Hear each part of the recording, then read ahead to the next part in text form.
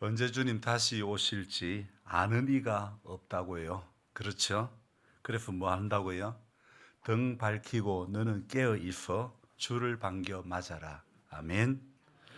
주 안에서 우리 몸과 마음이 깨끗하게 되어서 주 예수님 다시 오실 때에 모두 기쁨으로 맞이해야 될 줄로 믿습니다.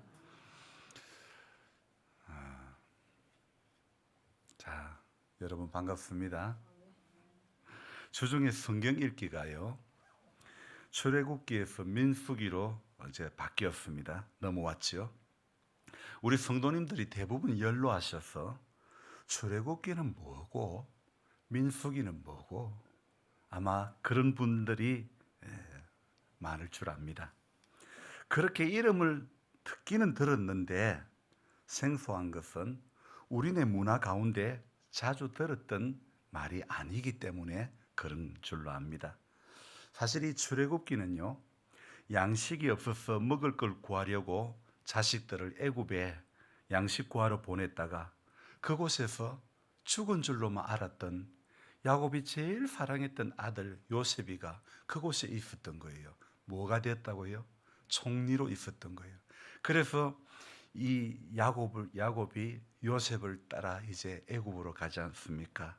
그래서 애굽으로 이사를 갔다가 그렇게 이제 잘 지냈는데 나중에 애굽의 사람들이 요셉을 알지 못하는 사람이 요셉이 죽고 난 다음에 요셉을 알지 못하는 사람들이 정권을 잡고 정치를 할 때에 그때부터 이스라엘 백성들은 아주 많은 노역을 살게 됐던 거죠. 자, 몇 명 안 되던 사람이 갔는데 히브리인들은요 너무너무 자식을 잘 낳고 번성해지니까 바로가 겁이 덜컥 나는 거예요. 그래서 사내 아이가 나면 죽여라고 하는 그런 이야기도 생겨났죠. 그런데 그 애굽에서 노역을 하고 그랬던 그 시절, 그 고생하고 그 요셉을 알지 못하는 다음 세대들이 이스라엘 민족을 힘들게 할 때에 그 종살이 하던 땅에서 나오는 것이 바로 출애굽기라는 거예요. 애굽에서 나온다고 출애굽기다. 그렇게 이야기하죠. 왜 우리 생일날을 무슨 날이라고 그러죠? 뭐가 빠졌다고요? 기가 나왔다고 기 빠진 날 맞습니까? 네.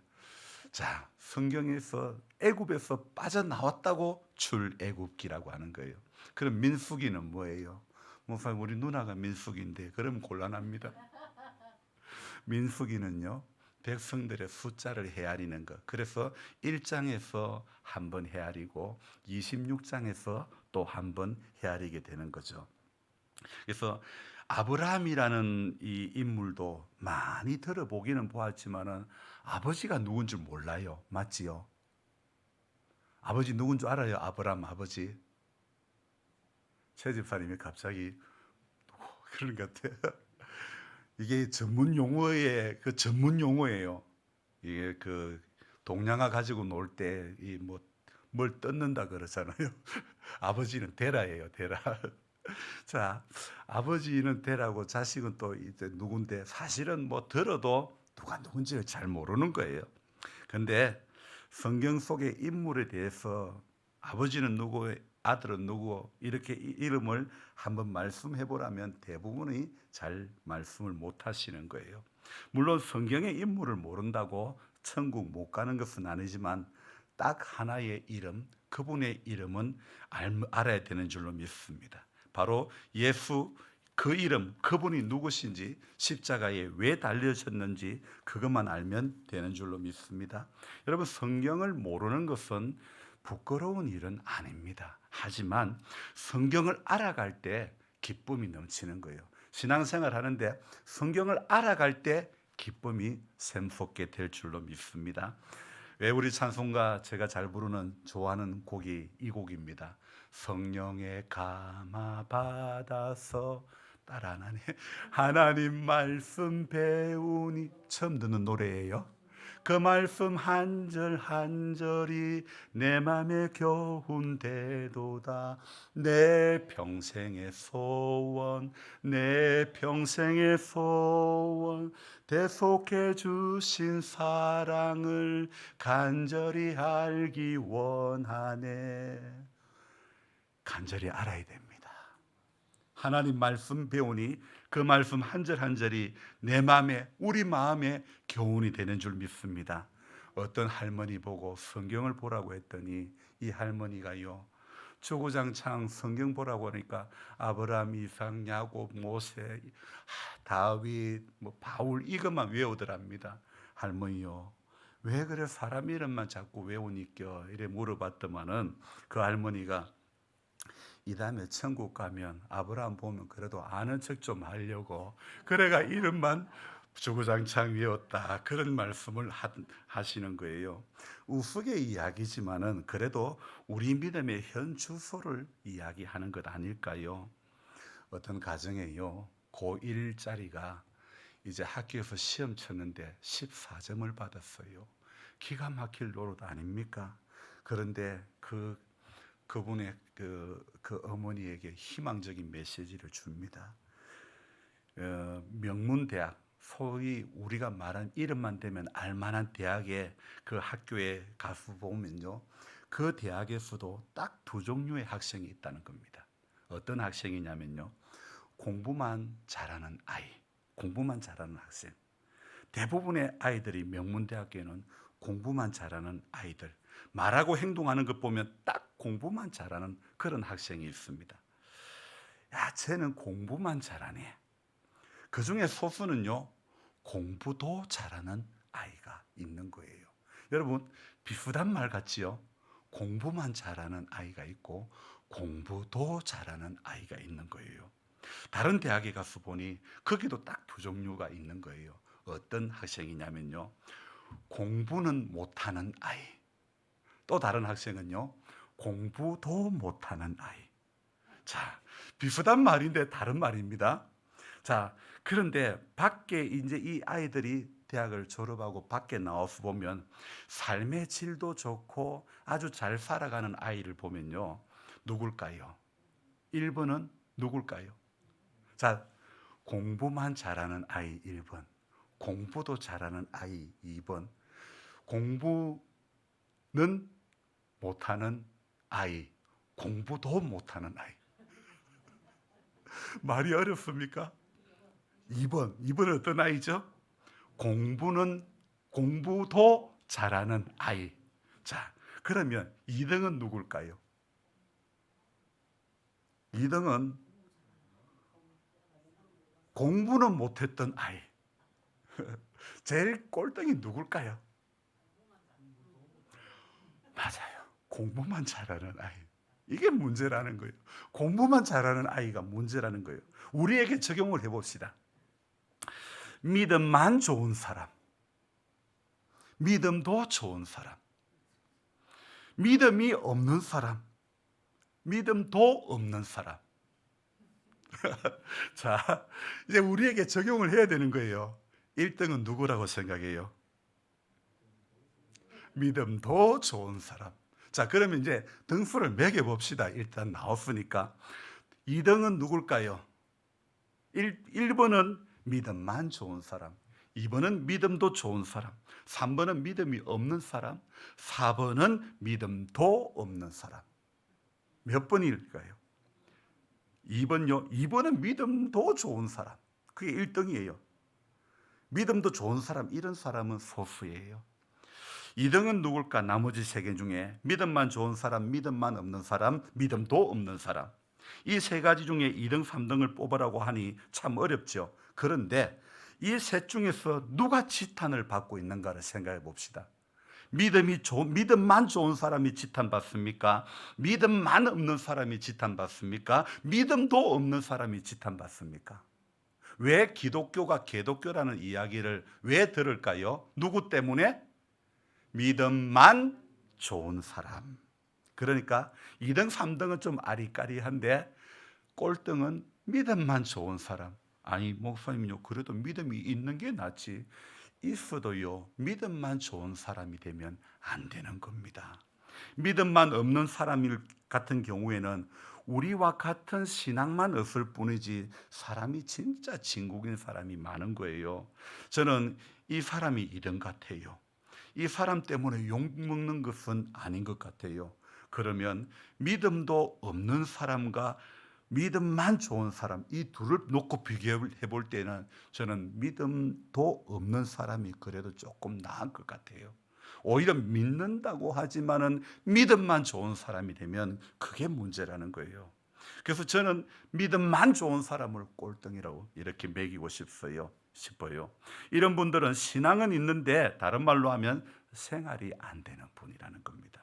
기도는 하는데 삶에는 아무런 변화가 없고 걱정, 근심은 전부 다 하고, 예배는 드리는데 예배를 드리는 현장에는 가 있는데 말씀은 하나도 들리지 않는 사람, 들어도 자기 필요한 말씀만 듣고 가는 사람. 어떤 할아버지가요, 들어요. 갑자기 심장마비로 돌아가셨어요. 의사가 청진기를 딱 대보고는요, 할아버지 돌아가셨어요. 그렇게 해서 간호사 보고 이제 처리해서 영안실로 모시라고 했습니다. 그런데 영안실로 이제 가시는데 할머니가 그 뒤따라가는 거예요. 근데 뒤따라가는데 할아버지가 갑자기 깨어난 거예요. 깨어나서 보니까 이 할머니가 뒤따라온단 말이에요. 근데 이게 말은 안 되고 할머니 보고 나 깨어났다고 좀 이야기해줘 그런 거예요. 근데 이 할머니가 어떻게 했을까요? 오늘 우리 찬송 부를 때에 예수가 우리를 부르는 소리, 거기 2절에 보니까 주님의 은혜를 왜 아니 받고 못 들은 채 하려나. 이 할머니가 못 들은 채 하더랍니다. 세상에요. 그래 이 할아버지가 이제 조금 있으면 냉동실에 들어갈 판이에요. 그래서 할아버지가 얼마나 말은 안 나오고 애절하게, 더 애절하게 내 살아있다고 좀 말해달라고 이야기했더니 할머니가 할아버지 다리를 치면서 하시는 말씀이, 이 양반아 의사가 죽었다 하는데, 우리 권사님이 너무 웃긴가 보다. 의사가 죽었다는데 왜 이렇게 말이 많냐고 그러더랍니다. 다시 앞에 이야기로 돌아와서, 이게요, 믿음만 좋으면 영적으로 살아있다고 말할 수 있을까요? 차라리 믿음만 없는 사람이 훨씬 더 낫지 않을까? 원래 죽은 사람은 말이 없다는 말이 있죠. 그런데 교인은 말이 많다고 합니까? 적다고 합니까? 말이 많다는 이야기를 많이 듣잖아요. 자, 말이 많다고, 사실은 영적으로 죽은 교인이 말이 많아요. 영적으로 산 사람이 많은 교회는 말이 없는 거예요. 영적으로 죽은 교인이 많은 교회는 언제나 시끄러운 거예요.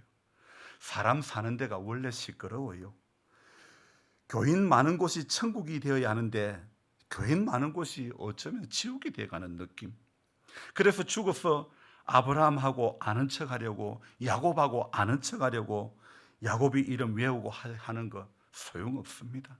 지금 옆에 있는 사람 이름 한 번 더 불러주는 거, 지금 옆에 있는 사람 손 한 번 더 잡아주는 것이 100번 1000번 낫는 줄로 믿습니다. 옆에 손 한 번 잡아줘 있어. 앞뒤로도 한 번 잡아주고. 할매는 왜 안 하니까?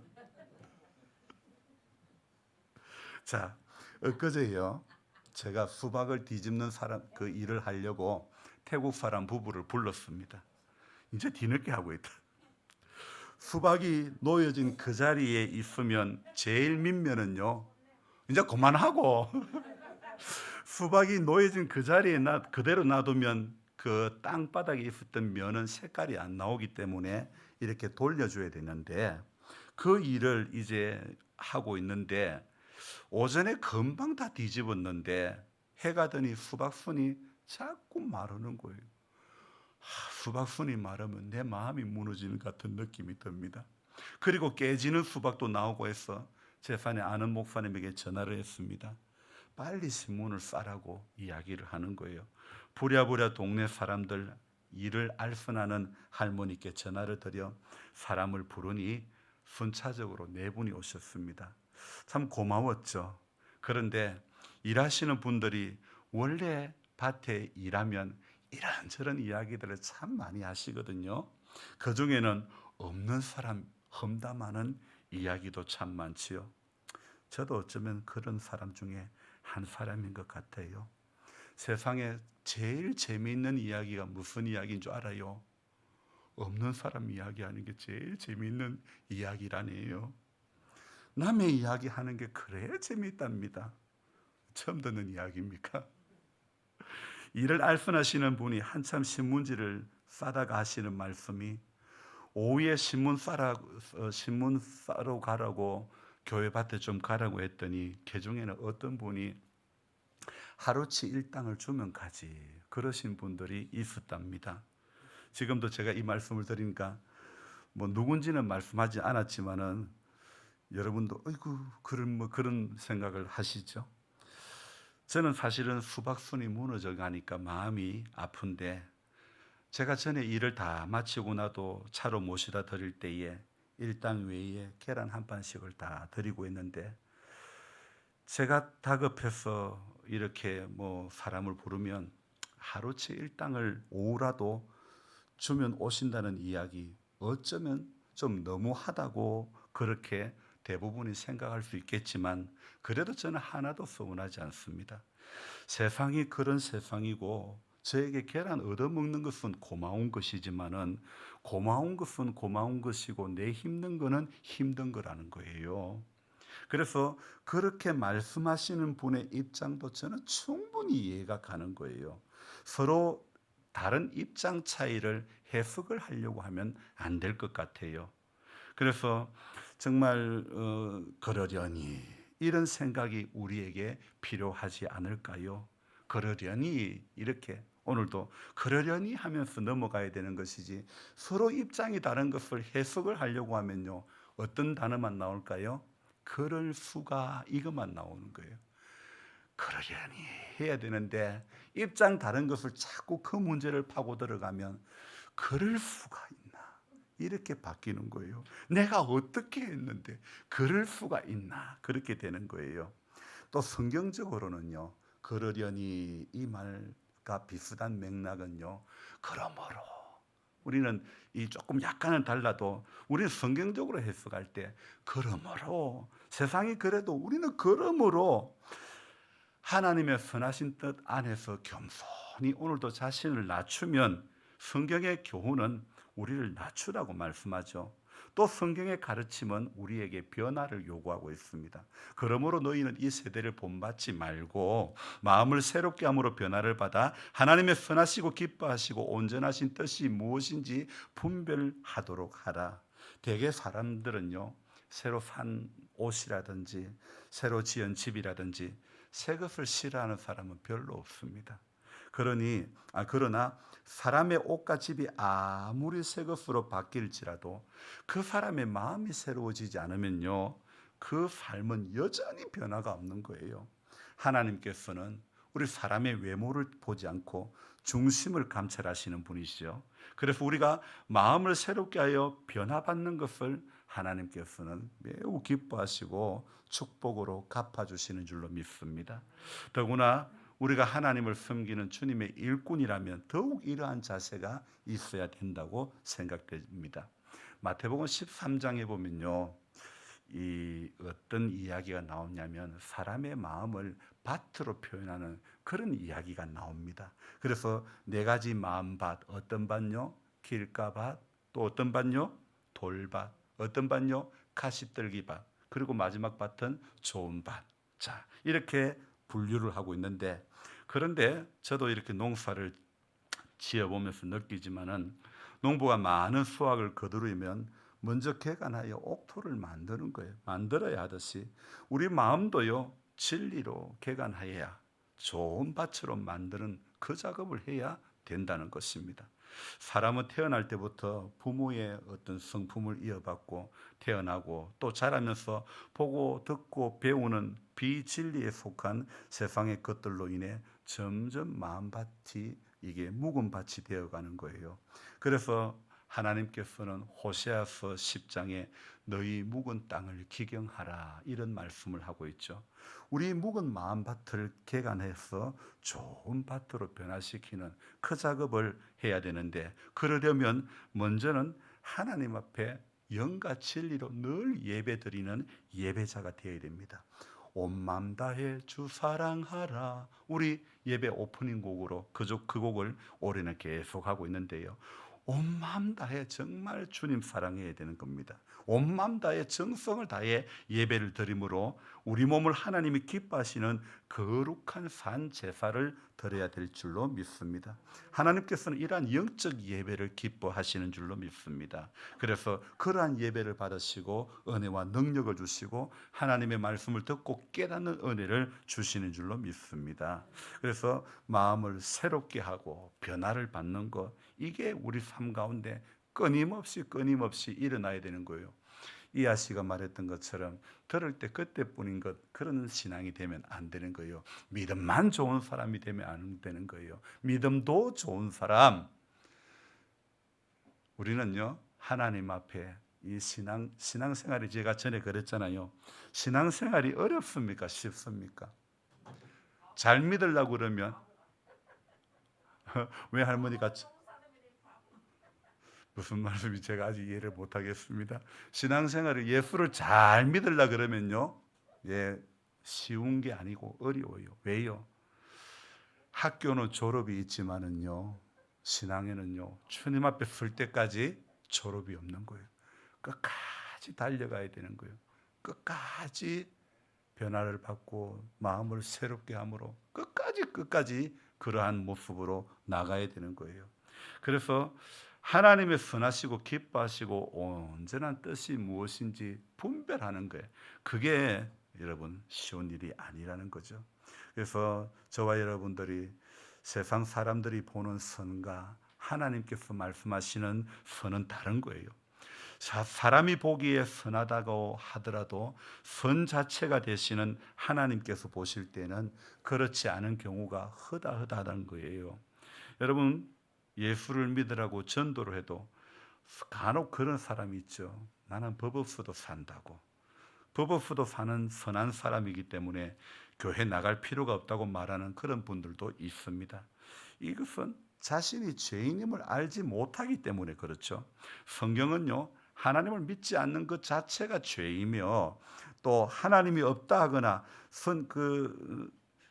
하나님 자체를 말씀대로 살지 않는 모든 것을요 다 죄라고 말씀하고 있습니다.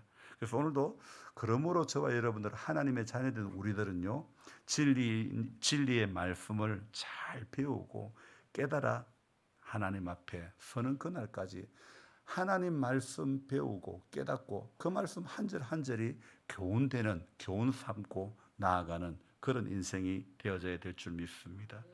믿음이 없이는 하나님을 기쁘시게 하지 못하나니 하나님께 나아가는 자는 반드시 그가 계신 것과 그가 자기를 찾는 이에게 상 주시는 이심을 믿어야 된다. 오늘도 상 주시는 이심을 믿고 이 자리에 나오는 거예요. 누구에게? 자기를 찾는 자에게 상 주시는, 하나님을 찾아야 상을 받는 거예요. 하나님을 구해야 상을 받는 거예요. 하나님을 붙잡아야 하나님으로부터 위로부터 내리는 은혜를, 그 은혜가 내 것이 되는 줄로 믿습니다. 자, 주중에 제가 출애굽기에서 민수기로 넘어오면서요, 이 민수기 이 성경에 1장을 묵상하는 날이 지난 수요일인가 그랬었어요. 근데 그날 아침에 제가 글을 한 3장 반 정도 적었어요. 원래 2장 반 길어야 3장 정도 돼야 되는데 그걸 넘으면 이걸 어디에서 끊어야 되는데 적고 보니까 너무 길어진 거예요. 그래서 그날 이걸 어디에서 끊어야 될까 이렇게 생각이 들었는데, 그래서 다행히 그날 아침에 민수기 1장 앞부분에서 말씀을 하면서 끊어버렸고, 이 뒷부분에 제가 길게 적어진 부분은 주일날 전해야 되겠다 이런 마음이 들었던 거예요.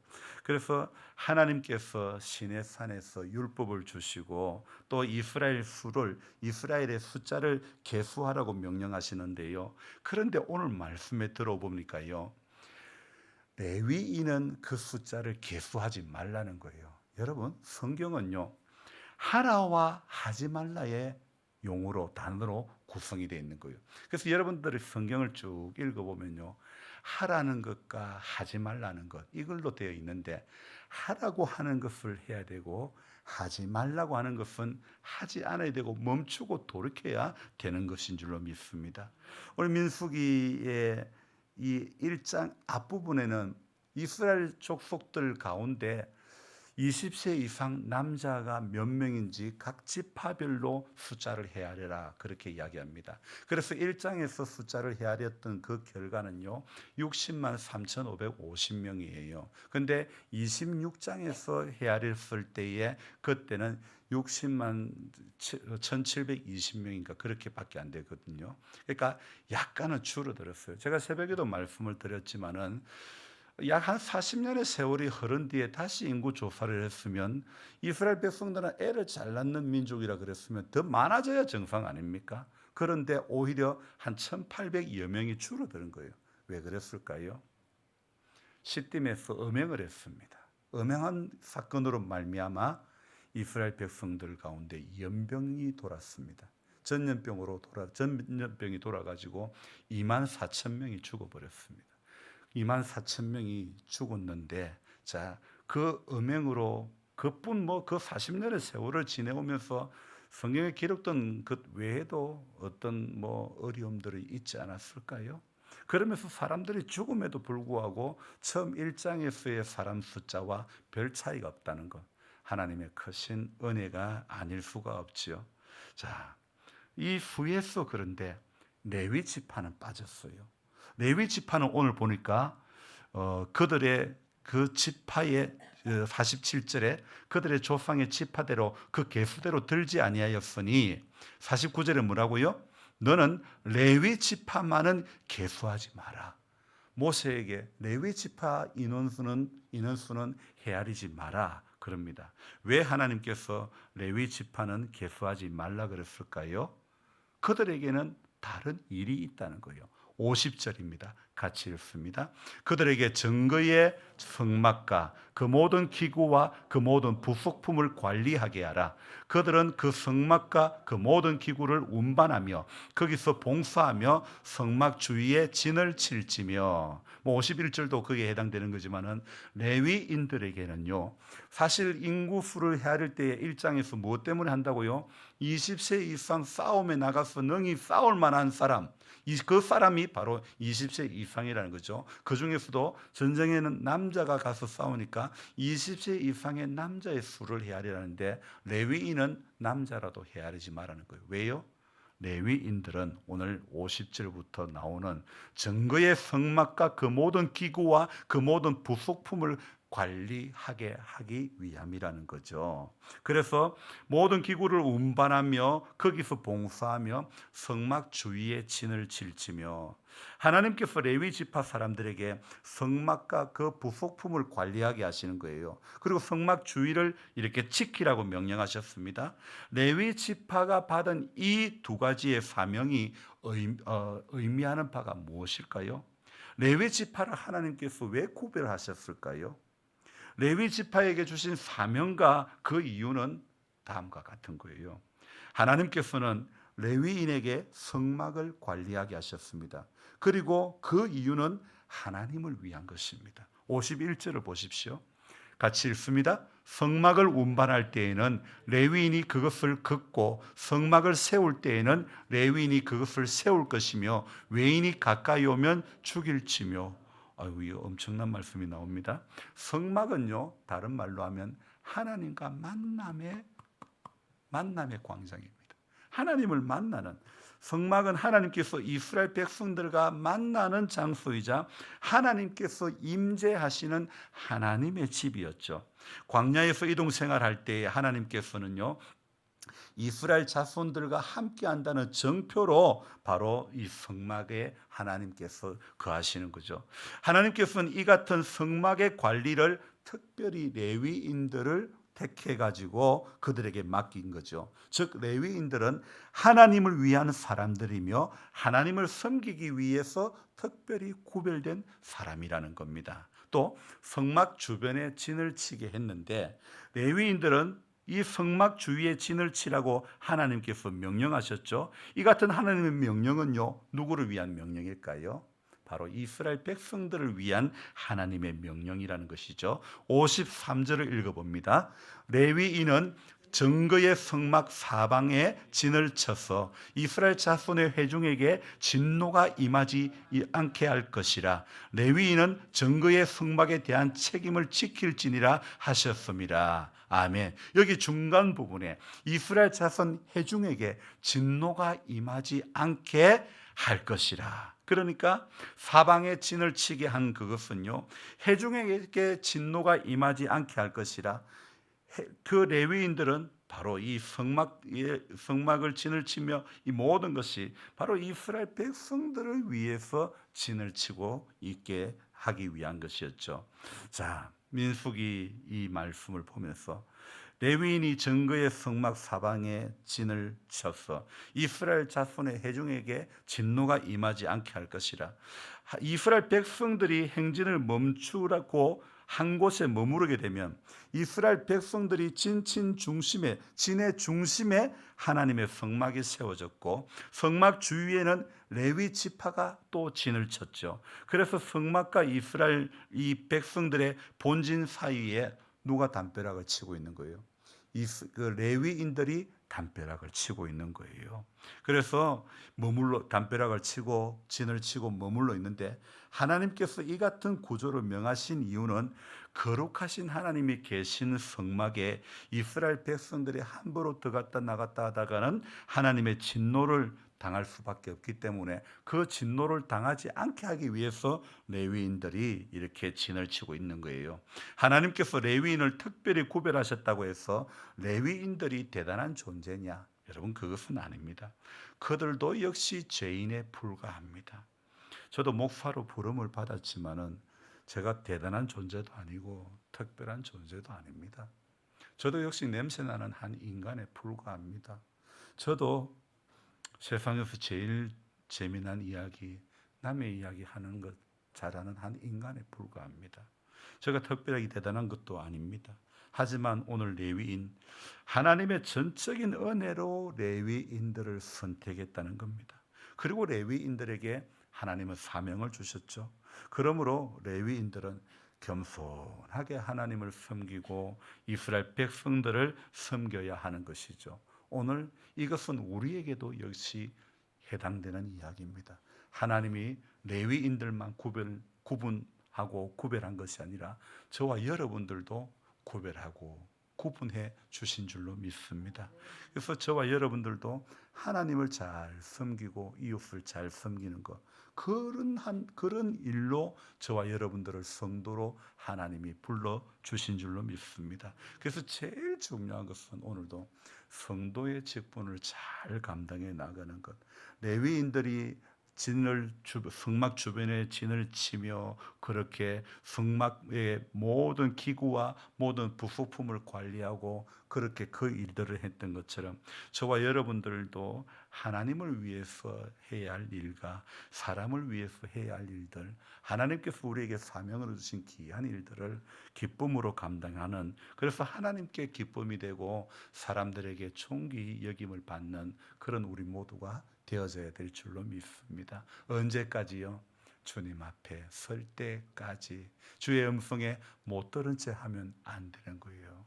늘 하나님의 음성을 듣고 귀를 기울이고 그 음성에 가까이 가려고 몸부림치는, 그래서 저는 우리 교회 성도님들에게 감사한 것은요, 시골 교회 또 웬만한 교회들이 새벽 기도가 없어요.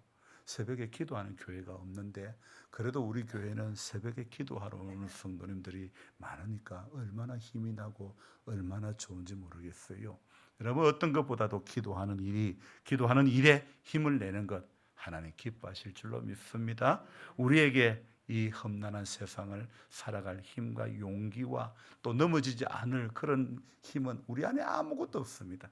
오늘도 그분의 은혜를 겸손히 기도로 아뢰고 구할 때에 위로부터 내려주시는 은혜가 저와 여러분들을 신앙만 좋은 사람, 믿음만 좋은 사람, 이런 사람에서 믿음까지도 좋은 사람이 되게끔 해 주실 줄로 믿습니다. 기도하겠습니다. 하나님 아버지, 레위인을 계수하지 말라고 말씀하셨습니다. 레위인은 다른 사명이 있기 때문에 하나님께서 계수하지 말라고 하셨습니다. 오늘 우리에게도 마찬가지라고 생각됩니다. 우리는 레위인은 아니지만은 레위인에게 주신 이 사명이 오늘 우리가 이 땅에서 믿음을 지키며 살아가는 나날 동안에 우리에게도 여전히 적용을 해야 될 말씀이라고 생각합니다. 하나님을 향해서 해야 할 것과 사람을 향해서 해야 할 것, 이 모든 것을 지혜롭게 잘 감당할 수 있는 우리들 되길 원합니다. 그래서 믿음만 좋은 사람이 아니라 믿음까지도 좋은 사람 되어지게 해 주시옵소서. 한국 교회가 힘이 없어져 버렸습니다.